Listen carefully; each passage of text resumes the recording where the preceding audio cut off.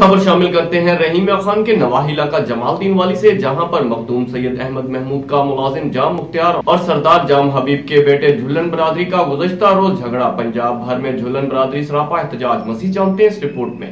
वाकया ऐसे हुआ है कि जाम मुख्तियार ने चंद दिन पहले हमारे चीफ सरदार से चाबी गाड़ी के लेकर गाड़ी महल पर ले गया था। हमारे चीफ सरदार पैदल घर पर है, वो एक आम आदमी नहीं है जाम हबीब साहब, वो कम से कम लाखों बिरादरी के जो है वो चीफ सरदार हैं।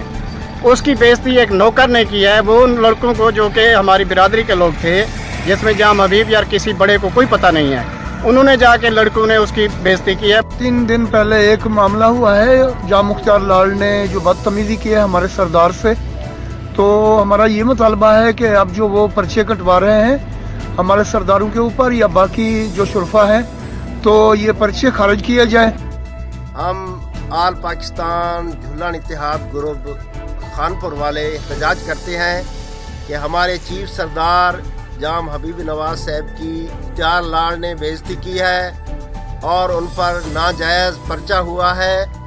हम एहतजाज करते हैं खानपुर झुलन बिरादरी के तमाम लोग कि ये गलत किया है अहमद महमूद, हमारे चीफ सरदार साहब के साथ ताउन करें, जो पर्चा किया है उसे खारिज करें। ये उनकी बेइज्जती नहीं, पूरे पाकिस्तान की झुलन कौम की बेइज्जती है।